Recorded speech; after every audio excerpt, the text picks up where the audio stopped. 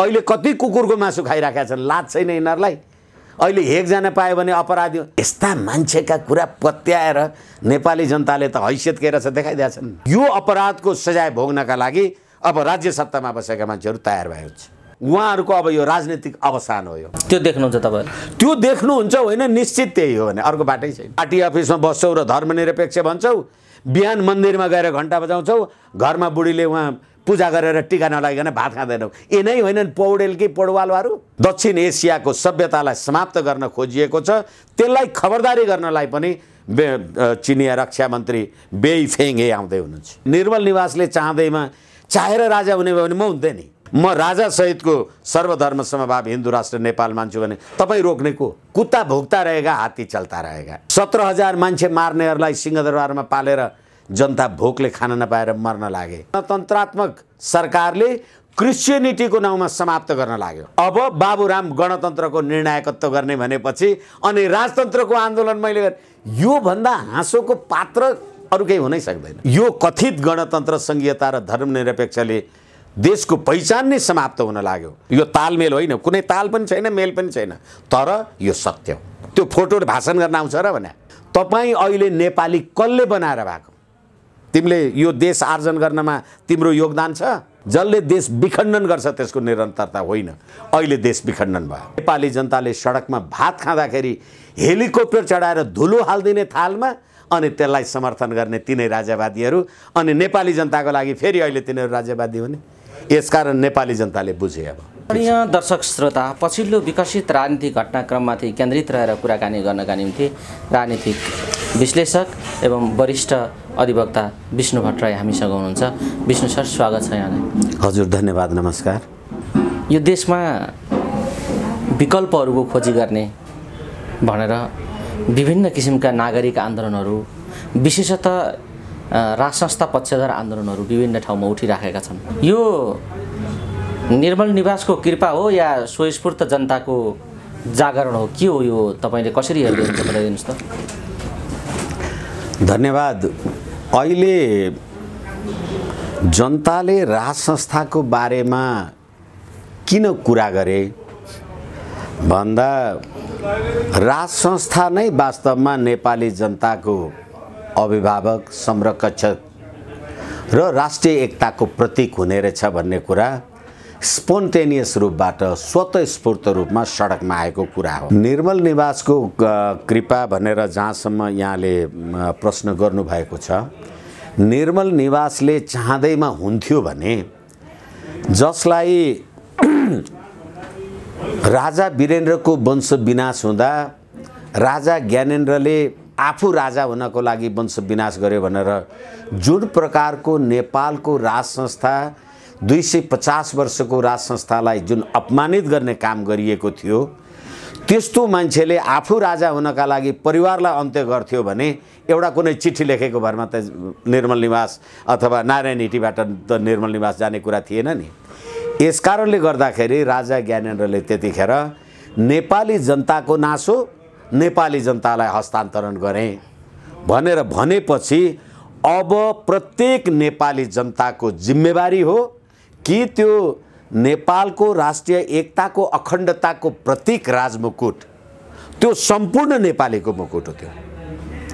त्यसलाई प्रतिनिधित्व गर्ने, त्यसलाई देखिने, जसरी हामी पार्लियामेन्टमा निर्वाचन गर्छौँ 10,000 20,000 मान्छेहरूले भोट दिन्छन्, एकजना मान्छे संसद सदस्य भएर जान्छ, अथवा देशभरिका जनताहरूले, नागरिकहरूले मत दिन्छन्, 2/3 बहुमत पुग्यो भन्छन्, एउटा मान्छे प्रधानमन्त्री हुन्छ, त्यसले सम्पूर्ण देशको जनताको प्रतिनिधित्व गर्नुपर्छ नि। त्यसै गरेर अहिलेको आन्दोलन नेपाली जनताले नेपाली जनताकै लागि, तपाईँ भोको भएको छ भने भोक लाग्यो मात्रै भनेर भएन नि, खाना खानु पर्यो। अनि त्यसै कारणले गर्दा सम्पूर्ण नेपाली जनताको वाञ्छनीयता, आवश्यकता र राष्ट्रिय अखण्डता, स्वाभिमान, शान्ति, समृद्धिको प्रतीक राजसंस्था हुने रहेछ भन्ने कुरा बुझ्न नेपाली जनतालाई 14 वर्ष लाग्यो भन्छु म। त्यसैले निर्मल निवासले चाहेर राजा हुने भयो भने म हुन्थेँ नि, चाहेर राजा हुँदैमा अर्को हुन्थ्यो नि। तर जनताले हामीले पृथ्वीनारायण शाहको गौरवशाली इतिहास, कहिलेकाहीँ त मलाई पीडा लाग्छ, राजा एकदम शान शौकत शोक सयल अनेक र थोक भन्छन्। राज्य सत्ता आर्जन गर्न भनेको लागि ज्योतिजी म निवेदन गरौँ, पृथ्वीनारायण शाहले 23 वर्ष निरन्तर लडाइँ लडे। त्यो मान्छे कहिले सुख सयलमा बस्यो होला? त्यो मान्छे कहिले अब राजा महाराजा भएको मान्छे अब अहिलेका जे यी राज्य सत्तामा बसेकाले भ्रष्टाचार र यो अनेक थरीका सुरा र सुन्दरीको जीवनयापन गरिराखेका छन्, के गर्यो होला त्यो मान्छेले? त्यसरी आर्जन गरेको यो राष्ट्र र त्यो सेनामा सम्पूर्ण रूपले नेपाली जनताका सम्पूर्ण हामी जुनसुकै जात जाति धर्म वर्ग वर्ण सम्प्रदाय जेसुकै होलाौँ, हामी सम्पूर्ण नेपाली जनताले उहाँको नेतृत्वमा हाम्रा पुर्खाले आर्जन गरेको। यसैले त्यो राज संस्थाको निरन्तरता, जसले देश बनाउँछ त्यसको निरन्तरता, जसले देश विखण्डन गर्छ त्यसको निरन्तरता होइन। अहिले देश विखण्डन भयो। म तपाईँलाई भन्न सक्दछु, अहिले सयौं थुङ्गा फुलका एउटै माला हामी नेपाली सार्वभौम भई फैलिएका मेची महाकाली। अहिले तपाईँ सार्वभौम भएर मेची महाकाली कहिले हुनुभयो? जब 62-63 को आन्दोलन भयो। होइन भने पृथ्वीनारायण शाहले बनाएको सार्वभौम त तपाईँ पश्चिममा किल्ला काङ्गडा, पूर्वमा टिस्टा पुगेथ्यौँ, कुन शक्तिको सामुमा कहिले हामी झुकेथ्यौँ? त्यत्रो सम्प्रभुता छोड्नुभयो तपाईँले? यस्तो गान राष्ट्रिय गान हो? अनि त्यहाँबाट त्यो त्यत्रो राष्ट्र आर्जन गर्ने शक्ति, त्यो त राष्ट्रिय एकताको प्रतीक राज संस्था र नेपाली जनताकै क्षमतामा हुँदो रहेछ नि। यसै कारणले गर्दाखेरि संसारमा इटाली आर्जन, बिस्मार्कले आर्जन, मेजिनीले आर्जन गर्नुभयो होला, जर्मन बिस्मार्कले गर्नुभयो होला, क्लिनसेनहाङले चीन आर्जन गर्नुभयो होला, जसलाई राष्ट्रिय एकता अखण्डताका प्रतीक भन्छन्, अमेरिकाको जर्ज वाशिङटन भन्छन् होला। भनेदेखि तपाईँको देशको राष्ट्रिय एकता र अखण्डताको प्रतीक चाहिँ के हो? त्यो राज्य सत्ता। त्यो राज्य सत्ता आर्जन गर्ने हाम्रा वीर पूर्वजहरूको राष्ट्र, राष्ट्रियता, राष्ट्रिय एकता र अखण्डताको लागि अहिले नेपाली युवा जनता संसारभरि, नेपालभित्र मात्रै होइन, हिजो पनि भर्खरै मैले अमेरिका स्थित मेरा केही साथीहरूसँग कुरा गरेका थिएँ। यो आन्दोलनको कुराले उहाँहरूमा समेत अहिले नेपाली जनताले, हिन्दूहरूले आफ्नो पवित्र आराध्य देवको मन्दिरमा पूजा गर्न पाउँदैनन्, बुद्धिस्टहरूले पूजा गर्न आफ्नो मन्दिरमा अथवा गुम्बामा पूजा गर्न पाउँदैनन्। तर युरोप अमेरिकामा उनीहरूले बनाएका भगवान बुद्ध, देवादिदेव महादेवको मन्दिरहरूमा पूजा गरेका छन् त खोइ त्यहाँ कोरोना भएको छैन। यसकारणले गर्दा देशको धर्म, सभ्यता, संस्कृति, राष्ट्रिय एकता, अखण्डता, स्वाधीनता, शान्ति सम्पूर्ण समाप्त भएपछि र तपाईले 2/3 बहुमत दिएर सर्वहाराहरूलाई राज्य सत्तामा पुर्याएपछि बिहानै बेलुकै सडकमा घिन लाग्दो आक्षेप, गाली गलौज र निन्दा, अनि त्यहाँबाट हिजो नेपाली जनताले राष्ट्रिय एकताको प्रतीक राज संस्था, हिन्दू राष्ट्र, सर्वधर्म समभाव, हिन्दू राष्ट्र नेपाल, अखण्ड नेपालका लागि मत दिएका मान्छेहरू, तिनीहरू नै संविधान सभामा गएर गणतन्त्रको संविधानलाई सही गरेर गणतन्त्र संस्थागत बनाउने हिजोका यिनै नेपाली जनताले मत दिएका कुलङ्गार राजावादी होइन? अनि आज तिनैलाई राष्ट्रपतिमा सही छाप गर्ने त्यस पार्टीका नेता हुँ भन्ने मान्छेहरू, अनि नेपाली जनताले सडकमा भात खाँदाखेरि हेलिकप्टर चढाएर धुलो हालिदिने थालमा अनि त्यसलाई समर्थन गर्ने तिनै राजावादीहरू, अनि नेपाली जनताको लागि फेरि अहिले तिनीहरू राजावादी हुने। यसकारण नेपाली जनताले बुझे। अब यसकारण यो अहिलेको आन्दोलन संसारभरि, देशभरि, मैले संसारभरि किन भने नेपाल बाहिर रहेका नेपालीहरू पनि यो आन्दोलनको समर्थनमा जसरी छन्, राष्ट्रिय एकता हाम्रो अनिवार्य अविभाज्य, नेपाली जनताको राष्ट्रिय एकताको अविभाज्य आदर्श हो र त्यसको निरन्तरताको लागि नेपाली जनता सडकमा आएका छन्। त्यसलाई हामी पनि साथ संगत र समर्थन गर्नको लागि तयार छौँ। म सनातन संस्कृति समाज नेपालको वरिष्ठ उपाध्यक्ष हुँ। हामीले पनि माइती घर मण्डलामा 25 गते जनप्रदर्शनको कार्यक्रम राखेका छौँ। ठिक छ, हामी जस्तै अरू साथीभाइहरूले राख्नु भएको कुरामा ऐक्यबद्धताको लागि पनि हामी सबैलाई आफ्नो हैसियत र मर्यादा अनुसार साथ संगत र सहयोग गर्नको लागि तयार छौँ। यो नेपाल र नेपाली जनताको राष्ट्रिय हित र एकता र अखण्डताको प्रश्न हो। अहिलेको संविधानको धारा 5 मैले निवेदन गर्दा भन्ने गरेको छु, राष्ट्रिय हित भनेको नेपालको सम्प्रभुता, स्वाधीनता, नेपाली जनताको एकता, अखण्डता, परम्परा राष्ट्रिय हित भनेको छ।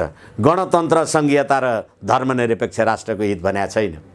यो संविधानको धारा 74ले यो संविधान संशोधन गर्न सकिन्छ, तर नेपालको सम्प्रभु सत्ता, नेपाली जनताको एकता, स्वाभिमानलाई खलल नपुग्ने गरी यो संविधानको संशोधन गर्न सकिन्छ भनेपछि गणतन्त्र, संघीयता र धर्मनिरपेक्षका यो संविधान हो र?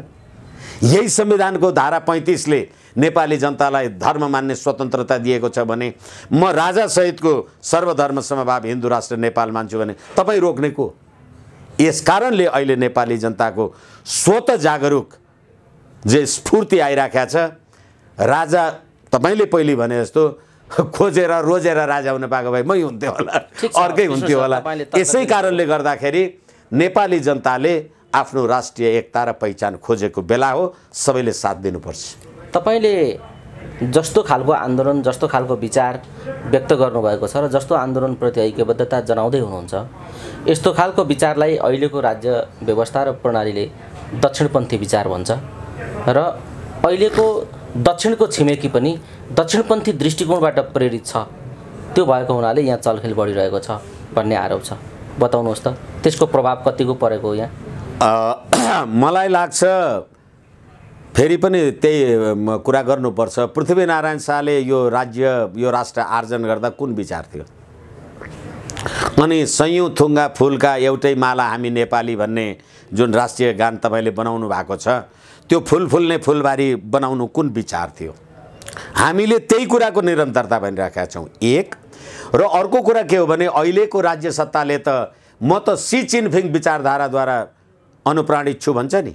जुन देशको संसदीय प्रजातन्त्रको संविधान हामीले बनायौँ भनेर नथाक्ने यिनीहरू, अनि चीनको साम्यवादी विचारधाराद्वारा अनुप्राणित छौँ भन्ने हुन् भने यिनीहरूले उत्तरपन्थी भनुन्, यिनीहरूले दक्षिणपन्थी भनुन्।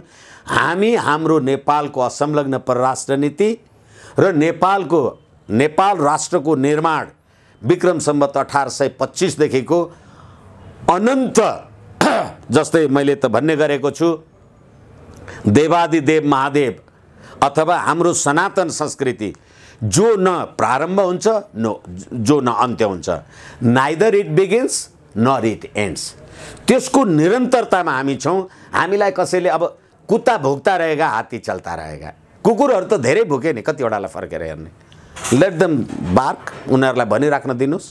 उनीहरूले भने भन्दैमा हामीलाई कुनै लप्पा ठप्पा लगाइराख्नु पर्दैन।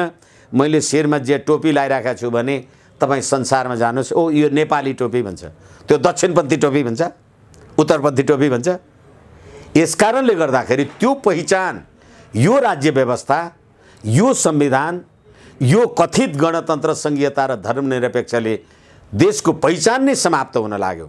संविधानको धारा 5 मैले तपाईँलाई कुरा गरेँ, राष्ट्रिय स्वाधीनता सम्प्रभुताको विरुद्धमा यो सरकार गयो। यसका 2/3 सरकार देशको गुठी सम्पदा समाप्त गर्न लाग्यो। विदेशीलाई रोटी र बेटीको नाउँमा नागरिकता दिएर राष्ट्र डुबाउन लाग्यो।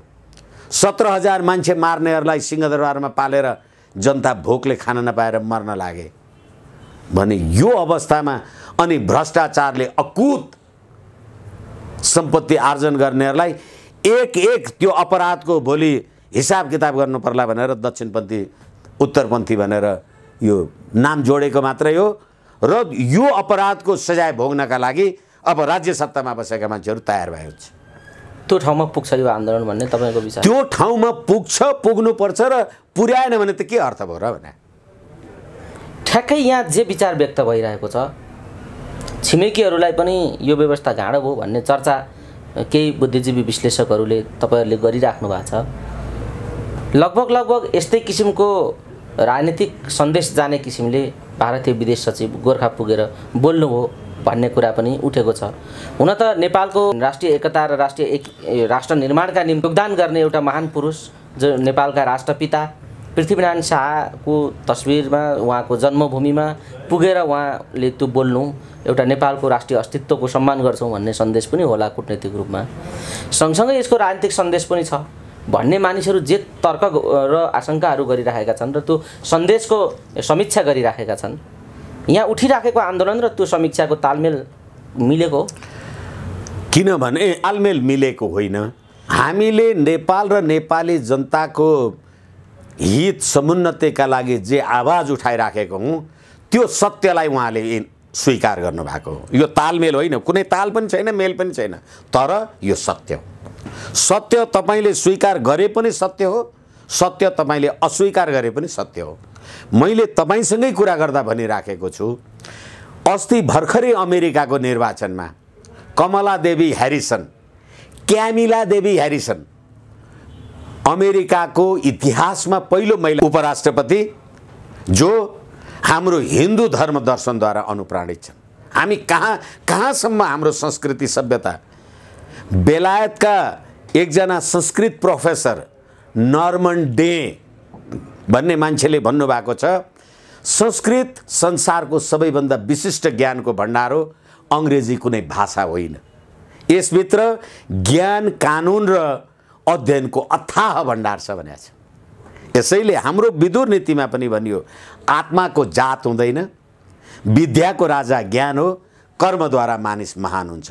अब 62-63 को आन्दोलनद्वारा राष्ट्रलाई यो प्रकारको दुर्घटनामा पार्न सक्ने गतिविधि जे गर्नुभएको छ, यो तपाईहरुले यो दुष्कर्मको नियति भोग्नुपर्छ। अस्ति मुकुन्द नरवणे आएको बेलामा मैले कुरा गर्दाखेरि आम सञ्चारलाई भनेको छु, उहाँ यहाँ आएर के गर्नुभयो?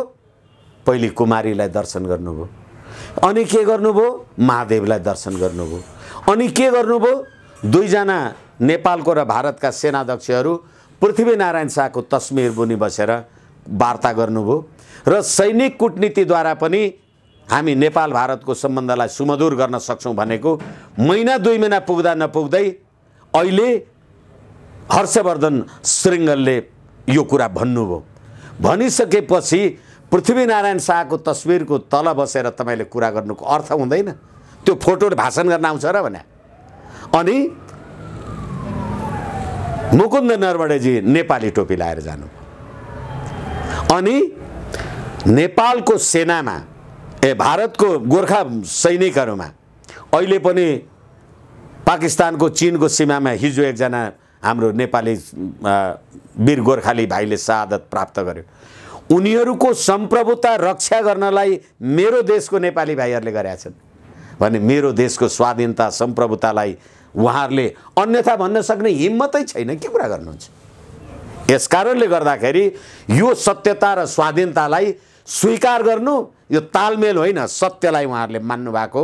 सत्य दो लेट देन नेभर। अहिले श्रृङ्गलले आएर भन्नु, भोलि अर्कोले भन्छ, पर्सि अर्कोले भन्छ। ठीक छ, यो पनि कताकति तालमेल हो कि भन्ने हिसाबले मैले प्रश्न उठाइदिएको थिएँ। अब एउटा कुरा पनि बताइदिनुस्, लगत्तै चीनका रक्षा मन्त्रीको पनि भ्रमण हुँदैछ, यो चाहिँ केका लागि? किनभनेदेखि चीनका यो हाम्रा शासकहरूप्रतिको अविश्वासले यो भइरहेछ या सम्बन्ध बढाउनका निम्ति यो के हो? मलाई लाग्छ गएको साल सी जिनपिङले एसियाली सभ्यता सम्मेलन भनेर सबभन्दा ठुलो एउटा सभ्यताको सम्मेलन गरेर उहाँले नील नदी र येलो रिभरको बारेमा पनि कुरा गर्नु भएको छ र उहाँले हाम्रो दक्षिण एसियाको सभ्यता र संस्कृतिको कुरा गर्नु भएको छ। चीनबाट अथवा नेपालको पर्वत श्रृङ्खलाहरूबाट बग्ने जुन नदीहरू छन्, वास्तवमा त्यो सिन्धु नदीको सभ्यता, त्यो हिन्दू सभ्यता, त्यो हाम्रो वैदिक सभ्यता, त्यो सभ्यताको प्रारम्भ क्लिन हेन्साङको बेलामा थिएन। तर अहिले त हाम्रो एसियाली सभ्यतालाई म तपाईलाई जिम्मेवारीका साथ भन्दैछु, यो अहिलेको गणतन्त्रात्मक सरकारले क्रिश्चियनिटीको नाउँमा समाप्त गर्न लाग्यो। सी जिनपिङ नेपाल आउँदा उहाँले भन्नुभयो, भगवान बुद्धको देशमा म करोडौं चिनिया बुद्ध धर्मावलम्बीहरूलाई तपाईहरुको पर्यटन वर्ष सफल पार्नको लागि पठाउँछु। अनि यो देशमा क्रिश्चियनिटीको प्रभुत्व र प्रभाव भयो भने त्यसले चीन बाँकी रहन्छ। यसै कारणले गर्दाखेरि यो अहिलेको प्रणालीले नेपालको राष्ट्र, राष्ट्रियता, सभ्यता, संस्कृति, सनातन, स्वाधीनता, स्वाभिमान सम्पूर्ण समाप्त गर्यो। यस कारणले गर्दाखेरि अहिले चीनका रक्षा मन्त्री नेपाल आइराख्नु भएको छ र एसियाली सभ्यता सम्मेलनको कारणले गर्दाखेरि हाम्रो एसियाको सभ्यतालाई संरक्षण गर्ने कुरामा चीनको चासो भयो भने त्यसले नेपालको राष्ट्रियतालाई कुनै असर गर्दैन, त्यसले कुनै खलल पुर्याउने कुरा छैन। हाम्रो सभ्यता बच्यो भने राष्ट्रियता पनि बच्छ, राष्ट्रियता बच्यो भने सभ्यता पनि बच्छ। यस कारणले गर्दाखेरि पश्चिमाहरूको आधारलाई लिएर होली वाइनको आधारमा जसरी हाम्रो दक्षिण एसियाको सभ्यतालाई समाप्त गर्न खोजिएको छ त्यसलाई खबरदारी गर्नलाई पनि चिनिया रक्षा मन्त्री बेई फेङहे आउँदै हुनुहुन्छ। तपाईले यो भ्रमणको कारण औचित्य पनि बडा प्रष्ट ढङ्गले राखिदिनु भयो। दुई देशबीचको सम्बन्ध र दुई देशबीचको हितको सन्दर्भमै यो केन्द्रित छ भन्ने विषय पनि एउटा महत्त्वपूर्ण छ। विष्णु सर, एउटा रमाइलो पक्ष पनि नभनौँ, संवेदनशील पक्ष, जुन कुरा कहिल्यै सम्भव छैन त्यही कुरामा यी मानिसहरू किन कुदेका होलान् भन्ने विचार पनि छ। र नेपालमा अब राज संस्थाको पुनर्स्थापना यो धरती उल्टे पनि हुँदैन भनेर काङ्ग्रेसका नेता रामचन्द्र पौडेलले पनि अभिव्यक्ति दिइराख्नु भएको छ र यस्तै अभिव्यक्ति नेकपाका नेताहरू पनि दिइराखेका छन्। तपाईहरू यो सम्भव छ भनेर लागिराख्नु भएको छ। राजनीतिमा जेमा लागिन्छ त्यसमा विश्वास गर्नुपर्ने एउटा कुरा हो कि साँच्चै सम्भव छ भन्ने अर्को विषय हो। साँच्चै सम्भव हुने आधार के हो? अब यसमा एउटा हाम्रो भनाइ छ, आहार अनुसारको विचार र विचार अनुसारको व्यवहार हुन्छ अरे।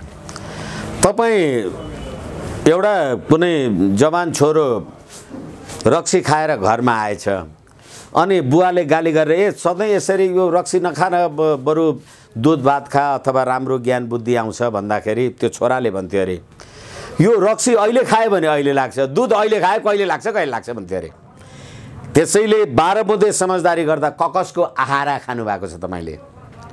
अहिले नागरिकता विधेयक ल्याउँदाखेरि ककसको आहारा खानु भएको छ तपाईले।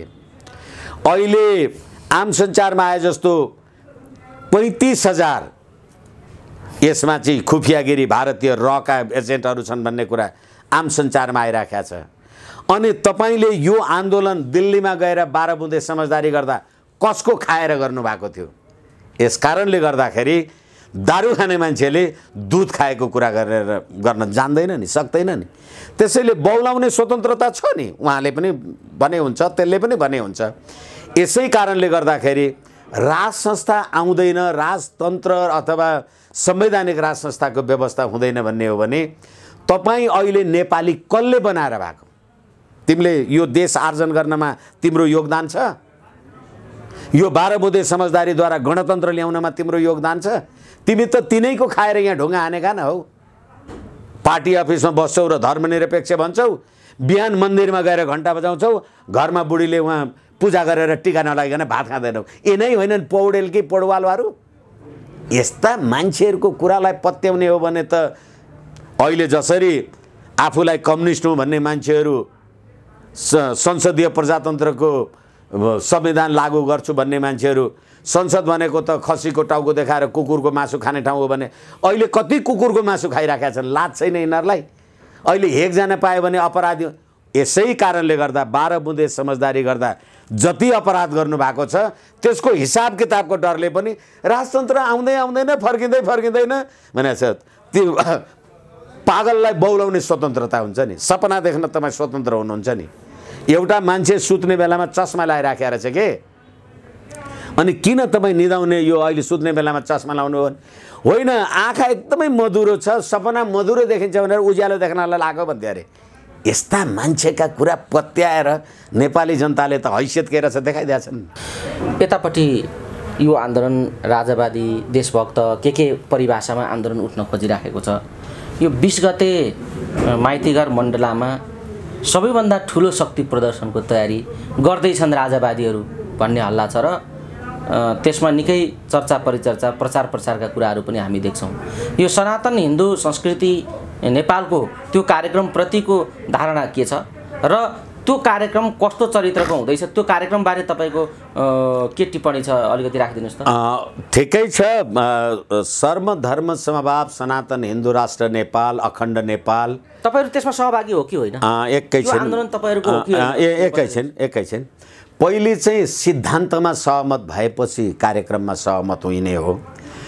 संवैधानिक राज संस्था, सर्वधर्म समभाव, अखण्ड नेपालको बारेमा जसले जहाँसुकै जुनसुकै कार्यक्रम गरे पनि नेपाली जनताको सामूहिक एकता, अखण्डता र क्रियाशील सहभागिता नभइकन यत्रा विदेशी शक्तिहरूले, होली वाइनहरूले र अहिले यहाँ क्रिस्चियनिटीको नाउँमा अरबौँ डलर खर्च गर्नेहरूको विरुद्धमा नेपालको सभ्यता, संस्कृति, हाम्रो जे छ त्यो राष्ट्रियता रक्षाको लागि जसले आन्दोलन गरे पनि हाम्रो त्यसमा क्षमताअनुसार, औकातअनुसार सहभागिता हुन्छ र यसलाई हामीले अन्यथा भन्नुपर्ने कुरा पनि छैन। र यो 20 गतेको जे कार्यक्रम होला, 20 गते मात्रै होइन, अब यो राज्य सत्ताको समाप्ति होइन, समाप्ति नहुन्जेल हरेक दिन, हरेक महिना 20 गते, 22 गते, 25 गते, 28 गते गरिरहनु पर्नेछ र हामी शान्तिपूर्ण आन्दोलनद्वारा नेपाली जनता र यो राष्ट्रको अखण्डता, राष्ट्रिय हितका लागि, संवैधानिक राज संस्था, हिन्दू राष्ट्रको पुनर्स्थापनाका लागि सनातन संस्कृति समाज नेपालले पनि 25 गते कार्यक्रम गर्दैछ, त्यसैको निरन्तरतामा लिने हो। र तपाईँले जे भन्नुभएको छ सबैभन्दा ठुलो शक्ति भनेर, सबैभन्दा श्रीकृष्णले भन्नुभयो कि एको हम द्वितीय नास्ति। संसारमा सबै मान्छेहरू एक्लै हो, तपाईँ एक हो, म एक हो, ऊ एक हो, ऊ एक नै सत्य हो। यसै कारणले गर्दाखेरि 20 गते अन्तिम शक्ति होइन, यसको निरन्तरता। अहिले यो राज्य सत्ताको विरुद्धको लागि हाम्रो एकता आवश्यक छ। भोलि यो राज्य सत्ताको समाप्तिपछि फेरि पनि राज्यको निरन्तरताको लागि त एकता त सधैँ चाहिरह्यो नि। यसको लागि मात्रै होइन, अनन्तसम्म चाहिन्छ यो विचार र धारणाको एकता भन्ने मलाई लाग्छ। भनेपछि 20 गतेको आन्दोलनमा तपाईँहरूको ऐक्यबद्धता छ? ऐक्यबद्धता छ, सहभागिता पनि छ। मैले तपाईँलाई निवेदन गरेँ, सबैलाई आफ्नो हैसियत, परिस्थिति र यो मुलुकको गतिविधिलाई हेरेर सम्पूर्ण साथीहरूले सम्पूर्णको लागि सम्पूर्णले सम्पूर्णलाई सहयोग गर्नुपर्छ। विष्णु सर, हामी कुराकानीको अन्तिम चरणमा छौँ। ठ्याक्कै यिनै आन्दोलनहरू जे उठिरहेका छन्, यो हाम्रो आन्दोलन हो भनेर काठमाडौँ बाहिरका कतिपय प्रदर्शनहरूको नैतिक जिम्मेवारी राप्रपाका अध्यक्ष कमल थापाले लिइराखेको पनि हामीले सञ्चार माध्यमहरूमा देख्यौँ। यसमा राप्रपा नेपाल चाहिँ राजनीतिक अभिभावक सङ्गठन हो तपाईँहरूको आन्दोलनको? यो भन्दा अनिष्ट र यो भन्दा गैर जिम्मेवार कुनै अभिव्यक्ति हुन सक्दैन। किनभनेदेखि यो समग्र आन्दोलनको राजनीतिक अभिभावक चाहिँ राप्रपा हो र यो म हो नेता भनिरहेको? न, यो कुनै मूल्यमा, यो राप्रपा भन्नुहोस् अथवा अहिले तपाईँले जुन मान्छेको नाउँ लिनुभयो होला, तिनीहरूले नै नेपाली जनताको संवैधानिक राज संस्था र हिन्दू राष्ट्रको पक्षमा दिएको मत, यो गणतन्त्रको संविधानलाई कार्यान्वयन गर्नका लागि सैछाप गरेर हिँड्ने मानिस र यो गणतन्त्रमा अमुक मान्छेलाई राष्ट्रपति बनाउनु पर्छ भनेर सैछाप गर्ने मानिस, त्यस्ता मान्छेहरूले अब नेपालको राज संस्था, संवैधानिक राज संस्था, हिन्दू राष्ट्रको नेतृत्व गरेको छु, कुनै के गरेको छु भन्दाखेरि त उही इन्द्र जात्रामा रथ तानेर ल्याइराखेको बेलामा कुकुर चाहिँ अगाडि कुदिराख्या कि, अनि त्यहाँबाट अलिक पर गएर बस्छन्, किनभने त्यो लड्डु सड्डु चढाउँदा झरेको टिपेर खाने हो। रथ कुदाएको बेलामा हिँड्यो भने त किच्याएर मारिहाल्छ। अनि अलिक पर गएर भन्थे आहा यो रथ इन्द्र चोकदेखि लिएर यहाँसम्म लिएर आयो, म एकछिन बिसाएँ यार भन्थ्यो अरे, यही रथ तान्नेहरूको कुरा जस्तो मात्रै हो। यस्ता खालका कुनै कुरामा कुनै राजनीतिक, नैतिक, सामाजिक, आर्थिक, व्यावहारिक कुनै प्रकारको संलग्नता छैन। अब हिन्दू राष्ट्र र राज संस्थाको एजेन्डा बोक्ने नैतिक आधार कमल थापासँग छैन भन्न खोज्नु भएको हो? हिजो जसले यो संविधानलाई उत्कृष्ट संविधान भनेर जोन केरी र जोन मेजरसँग मैले नेपालको उत्कृष्ट संविधानलाई चाहिँ तिनीहरूलाई विश्वास दिलाएर आएँ भन्ने जे मान्छेहरू र तिनीहरूसँगै होली वाइन खानलाई केपी ओलीको क्याबिनेटमा अथवा शेरबहादुर देउवाजीको क्याबिनेटमा अथवा प्रचण्डजीको क्याबिनेटमा जसको पनि अगाडि लम्पसार परेर जे खाएका थिए अहिले 72 सालमा भएको निर्वाचनले त 73 सालमा भएको निर्वाचनले त देखायो नि त। हिजो एक्लै 7 लाख भोट पाएको अहिले 3वटा पार्टी मिल्दाखेरि पनि त्यो पार्टीको नाउँबाट 3 लाख भोट पनि आएन, राष्ट्रिय पार्टी पनि हुन सकेन। अब यत्रो अहिले देशभरि चाहिँ यदि कुनै अमुक अहिले तपाईँले भनेका यिनै पात्र प्रवृत्तिहरूले गरेको हो भनेदेखि यी पात्र र प्रवृत्ति कहीँ देख्नुहुन्छ तपाईँ ती कार्यक्रममा? कि तिनीहरूलाई नेपाली जनताले दुत्कारे? अहिले तपाईँले जो व्यक्तित्वको नाउँ लिनुभयो होला, अभिभावकत्वको कुरा एकैछिन जो व्यक्तित्वको नाउँ तपाईँले लिनुभयो होला, बाबुराम भट्टराईसँग हेटौँडामा निर्वाचनको सहकार्य गर्दाखेरि पनि चुनाव हारेका मान्छेहरू अब बाबुराम गणतन्त्रको निर्णायकत्व गर्ने भनेपछि अनि राजतन्त्रको आन्दोलन मैले यो भन्दा हाँसोको पात्र अरू केही हुनै सक्दैन। विशेष सर, हामी कुराकानीको अन्तिम चरणमा छौँ। अब जाँदा जाँदै एउटा समीक्षा गरिदिनुहोस्। तपाईँहरूलाई त यो आन्दोलन गर्ने अहिलेको यो सत्ता, अहिलेका पार्टी, अहिलेको व्यवस्थालाई खुइल्याउने, खण्डन मण्डन गर्ने अभियानमा लाग्नुभएका, यो कामै दिँदैन भन्ने निष्कर्षमा पुग्नुभएका तपाईँहरू जस्ता व्यक्तित्वका लागि नेकपाको जुन हानाथाप छ, आरोप प्रत्यारोपको दस्तावेज बजारमा आएको छ, यसले कतिको ऊर्जा दियो? अर्को कुरा चाहिँ ओलीजीले खप्टिएको जुन प्रत्युत्तर छ यो कस्तो खालको हो? यो किचलोलाई कसरी हेर्नुभयो त्यो पनि हेरौँ न। तपाईँको एउटा स्वतन्त्र अर्कै खालको यसैले कस्तो रह्यो त्यहाँ? यसैले नेपाली जनताले अहिले यो भन्दा ठुलो पश्चाताप गर्ने अरू कुनै अवसर छैन। कस्ता मान्छेहरूलाई 2/3 मत दिएर पुर्याइएछ। एउटाले अर्कालाई तँ भ्रष्टाचारी भन्छ, अर्काले अर्कालाई तँ भ्रष्टाचारी भन्छ। भ्रष्टैलाई ल्याएर राखिएछ भन्यो। अब जनताले यो नाटकद्वारा यी भ्रष्टहरूलाई आफै समाप्त पार्छन्। यसमा लामो भनिरहनै पर्दैन। त्यसका लागि तपाईँहरूलाई यसले राम्रै काम गरौँ। मलाई राम्रो काम गरेको होइन, तपाईँ आफै म ज्यान मारा हुँ भन्दै हिँड्नुहुन्छ, तपाईँ आफै म 17,000 मान्छे मार्ने हुँ, हत्यारा हुँ भन्दै हिँड्नुहुन्छ, तपाईँकै विरुद्धमा भ्रष्टाचारका अकथनीय उजुरी छन्, तपाईँकै संविधानले संविधानको धारा 101 बमोजिम महाभियोग लाग्ने मान्छेलाई अख्तियारले पक्रिन नसक्ने कानुन बनाउनुहुन्छ। भ्रष्टलाई समाउन नपाइने संविधान बनाएर अनि कस्तोलाई भोट हालिएछ नेपाली जनताले बल्ल न थाहा पाए। यसैले उहाँहरूको अब यो राजनीतिक अवसान हो। यो त्यो देख्नुहुन्छ तपाईँहरू? त्यो देख्नुहुन्छ होइन, निश्चित त्यही हो भने अर्को बाटै छैन। जाँदा जाँदै के भन्न चाहनुहुन्छ? जाँदा जाँदै नेपाली जनतालाई हिजो जसरी तपाईँहरूले राष्ट्र, राष्ट्रियता, राष्ट्रिय एकता, अखण्डताको लागि भनेर जसलाई भोट हाल्नु भएको थियो, आज तिनैले गुठी विधेयकले गरेर धर्म नष्ट गरे, रोटी बेटीको नाउँमा नागरिकता ल्याएर राष्ट्रियता नष्ट गरे, भ्रष्टाचारको कारणले गर्दाखेरि नेपाली जनतालाई खानु पिउनु यो कोरोना महामारीमा पनि भ्रष्ट बनाए, नेपाली सेनालाई लकीरको फकीर भनेर राष्ट्रिय स्वाभिमान जोगाए। अब नेपाली जनताले यी सबैलाई चिनेका छन् र जनताले अब दोहोऱ्याएर गल्ती गर्दैन। हामीले जे भनेका छौँ त्यो सत्य हो। धन्यवाद, समय दिनुभयो यहाँलाई धेरै धेरै। भ्रिकुटी अनलाइन टेलिभिजनलाई हार्दिक धन्यवाद, नमन, प्रणाम।